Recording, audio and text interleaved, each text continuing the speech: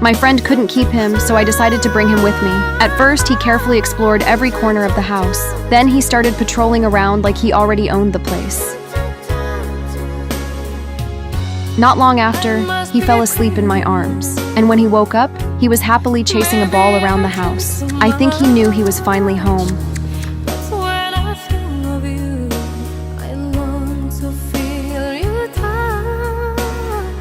Bro, he's so fucking annoying. Bro, look. He doesn't leave me alone. He keeps biting me.